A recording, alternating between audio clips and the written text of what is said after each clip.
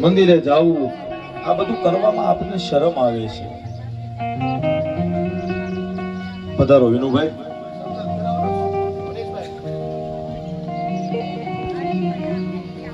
પછી રૂક્ષ્મણીજીના પત્રથી ભગવાને પોતાના રથમાં 4 ઘોડા જોડ્યા. દારૂકને કહ્યું શેપી નામનો ઘોડો, સુગ્રીવ ઘોડો, મેઘપુષ્પ અને બલાક, આ 4 ઘોડાને જોડ્યા.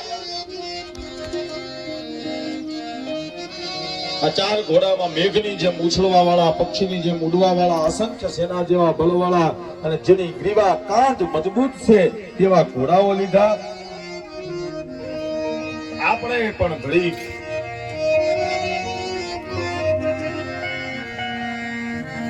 માં ભગવતીને યાદ કરીએ ને, માતાજી આપણા કામ કરે. પછી ભગવાને રૂક્મી સાથે યુદ્ધ કર્યું અને માર્યો નહીં, પણ અડધી મૂછ અને મુંડન કરાવી છોડી મૂક્યો. પછી ભગવાન વિધિ વિધાનથી માધવપુરમાં લગ્ન કર્યા. પછી દ્વારિકા ભગવાન આવ્યા. દ્વારિકમ બ્રહ્મ સુખ યત્ર દ્વારિકા, જેના દરવાજા ઉપર પણ બ્રહ્મ સુખનો અનુભવ થાય એને દ્વારિકા કહેવાય. દ્વારેણ બહુનામ પ્રશસ્તિ ચ પતિરારેણ ભાતિ શોભતે ઇતિ દ્વારિકા, જેના દ્વારપાળ પણ એટલા બધા સુંદર છે એવી દ્વારિકા. ભગવાનના પુત્ર થયા પ્રદ્યુમ્ન, જે સ્વયં કામદેવનો અવતાર હતા. 10 દિવસના પ્રદ્યુમ્ન હતા ત્યારે સમરાસુર લઈ ગયો, માછલી ગળી ગઈ અને માછલી રતિ દેવી પાસે આવી અને તેમાંથી પ્રદ્યુમ્ન નીકળ્યા. એ કથા બતાવી.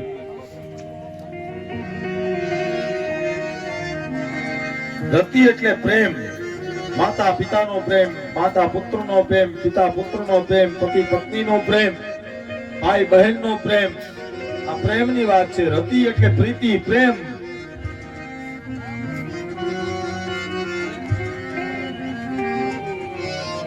અને અત્યારે છે ને સાહેબ, કળિયુગમાં પુત્રની સાથે મિત્ર જેવો વ્યવહાર કરજો.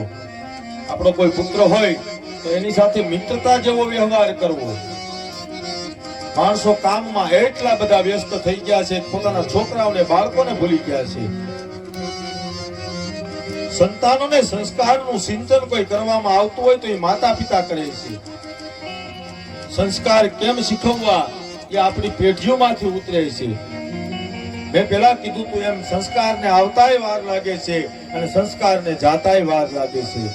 અને સંપત્તિ આવે ઝડપથી અને વહી જાય ઝડપથી.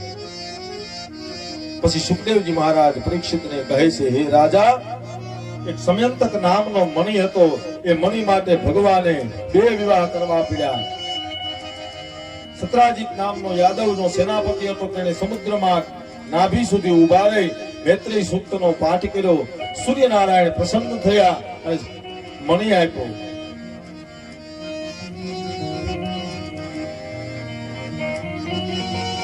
આજ પણ કોઈ મૈત્રેય સૂક્તના 7000 પાઠ કરે તો સૂર્ય જેવું તેનામાં તેજ આવી જાય. તે મણિ કાયમ 8 ભાર હોનું આપતો, આવો મણિ હતો. સત્રાજીત ગળામાં મણિ પહેરી ભગવાનની સભામાં આવે છે. કેસથી બધા અંજાઈ જાય છે. ભગવાને કહ્યું કે આ મણિ રાષ્ટ્રની સેવા માટે ઉપયોગ કરો. સત્રાજીત માન્યો નહીં. તેનો ભાઈ પ્રસેન હતો, તે મણિ લઈ ગઈ જંગલમાં ગયો, તેનું મૃત્યુ થયું. ભગવાન ઉપર આક્ષેપ આવ્યો કે ભગવાને મણિ લઈ લીધો. પછી ભગવાન યાદવોની સાથે લઈ જંગલમાં ગયા. તેને પ્રસેનની લાશ મળી. બાજુમાં સિંહના પંજા દેખાણા. આગળ ગયા, સિંહ મરેલો હતો. રીંછના પગલા દેખાણા.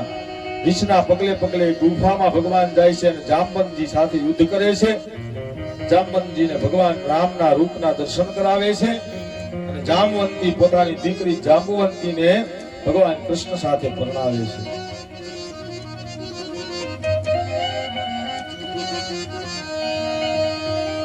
પછી સત્યભામા સાથે ભગવાન લગ્ન કરે છે. અક્રૂરજીએ તે મણિનો સદુપયોગ કર્યો. કાશીમાં યજ્ઞો કર્યા અને ઘણા બધા સત્કર્મો કર્યા. ભગવાને કાલિંદી સાથે વિવાહ કર્યા. ભગવાને અષ્ટપટરાણીઓ કરી. ભગવાને ભૌમાસુર પાસેથી 16,000 અને 100 કન્યાઓને છોડાવી અને તેનો પણ સ્વીકાર કર્યો. એટલે ભગવાન 16,108 પત્નીઓના સ્વામી ગણાય છે. આગળ પ્રદ્યુમ્નના પુત્ર અનિરુદ્ધ થયા, તેણે 2 વિવાહ કર્યા, રૂક્મિણી પુત્રી રોચની સાથે અને બીજા લગ્ન બાણાસુરની પુત્રી ઉષા સાથે. આપણે જેને ઓખા કહીએ છીએ, આપણે ઓખા રણવા સાંભળીએ ને, ઓખા એ પ્રદ્યુમ્નની પત્ની છે, બાણાસુરની દીકરી છે.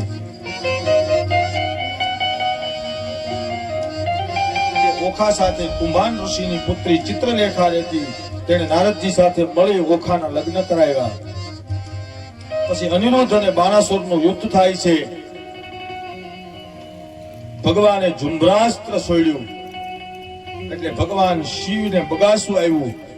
એટલી વારમાં તો ભગવાને બાણાસુરના 996 હાથ કાપી નાખ્યા, 4 હાથ રહેવા દીધા. પછી બાણાસુર શિવના કહેવાથી ભગવાનના શરણે ગયો. જ્યારે જ્યારે આપણામાં ત્યાગ આવે ને ત્યારે ભગવાન આપણું બધું જ કામ કરી દે છે, પણ આપણામાં ત્યાગ આવવો જોઈએ.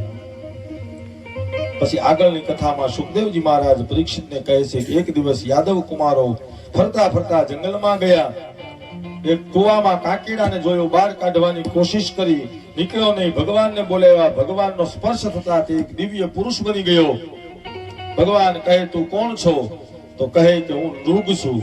પૂર્વ જન્મમાં મેં જેટલા આકાશમાં તારા છે એટલી ગાયોનું દાન કર્યું, છતાં મારે કાકીડો બનવું પડ્યું. કારણ ત્યારે નૃગ કહે છે કે મેં બ્રાહ્મણનો દોષ કર્યો હતો. બ્રાહ્મણનો ક્યારેય દોષ ન કરવો. તમે કરોડો પુણ્ય કર્યા હશે ને, અને બ્રાહ્મણ જો તમારાથી નારાજ થઈ જાય ને તો તમારા બધા જ પુણ્ય નાશ થઈ જાય. એવું ભગવાન કૃષ્ણ ભાગવતજીની અંદર કહે છે. એ બ્રાહ્મણનો દોષ કરવાથી મને કાકીડાનો અવતાર મળ્યો. પછી ભગવાને યાદવોને બોધ આપ્યો કે જીવનમાં ગમે તે કરો પણ બ્રાહ્મણને કોઈ દી નિરાશ ન કરતા. જો બ્રાહ્મણ નિરાશ થશે ને તો તમારું બધું પુણ્ય નષ્ટ થઈ જાય. આવો ભગવાને બ્રાહ્મણ પ્રત્યેનો ભાવ દેખાડ્યો અને પોતાના કુળને ઉપદેશ આપ્યો. પછી બલરામજી વ્રજમાં ગયા, ગોપીઓનો પ્રેમ જોયો. પછી કરુષ દેશનો એક અજ્ઞાની રાજા પૌંડ્રક હતો, જે પોતાને ભગવાન કહેવરાવતો. એ પૌંડ્રકનો ભગવાને સંહાર કર્યો. તેનો મિત્ર હતો કાશીરાજ, એમનો પણ ભગવાને સંહાર કર્યો. કાશીરાજનું મસ્તક કાપી નાખ્યું. પૌંડ્રકને પણ ભગવાને માર્યો. કાશીરાજના પુત્ર સુદક્ષિણે ભગવાન શિવનો યજ્ઞ કર્યો અને એક કૃત્યા બનાવી તેને દ્વારિકા મોકલી, પણ સુદર્શન તેનો વધ કર્યો અને આખા કાશીને બાળી નાખ્યું. દત્વા વારાણસીમ સર્વામ વિચોર્ચનમ સુદર્શનમ. પછી એક દ્વિજ નામનો વાનર હતો, દ્વારિકામાં આવી બધાને પરેશાન કરતો, યજ્ઞમાં હાડકા નાખતો. બલરામજીએ સુનંદ મુશળ નામથી તેનો વધ કર્યો. કલિયુગમાં આજ પણ ઘણા દ્વિજ છે જે સારું કાર્ય થતું હોય ને એમાં વિઘ્ન નાખે, જેને વિઘ્ન સંતોષી કહેવાય.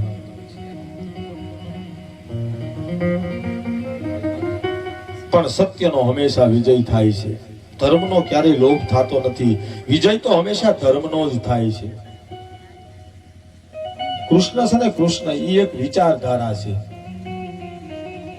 કૃષ્ણ કરે એવું ન કરાય, કૃષ્ણ કે એવું કરાય. ભગવાન કરે એવું ન કરાય, ભગવાન કે એવું કરાય તો જીવન સફળ થાય. પછી ભગવાને પાંડવો સાથે મળી રાજસૂય યજ્ઞ કર્યો.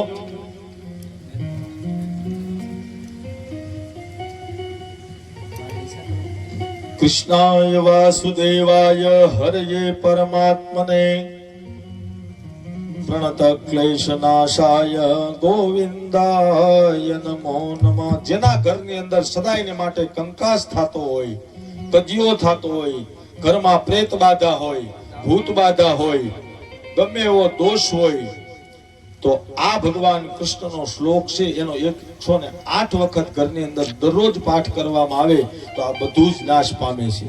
કજિયો, કંકાસ, દોષ, કોઈ પણ વસ્તુ હોય, નડતર હોય, એ બધી જ હટી જાય છે. કૃષ્ણાય વાસુદેવાય હરયે પરમાત્મને પ્રણત ક્લેશનાશાય ગોવિંદાય નમો નમઃ.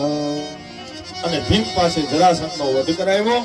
યજ્ઞમાં ભગવાને બ્રાહ્મણોની સેવા સ્વીકારી, બ્રાહ્મણોના પગ ધોયા, એમનું જમેલું એઠું જે ભોજન હતું એ પતરાવાળી ઉપાડી. સુખદેવજી કહે છે પછી ભગવાન શિશુપાલનો વધ કરે છે. શિશુપાલની માતા સુતસવા, પિતા દમઘોષ.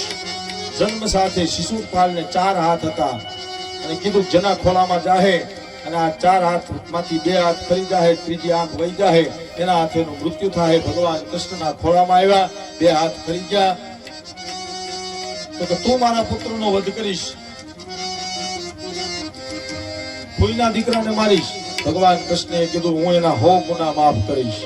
પછી શિશુપાળ 100 ગાળ ભગવાનને આપે છે, માફ કરે છે. 101મી ગાળ આપી એટલે ભગવાને સુદર્શન ચક્ર ચડાવ્યું અને શિશુપાળનો વધ કર્યો.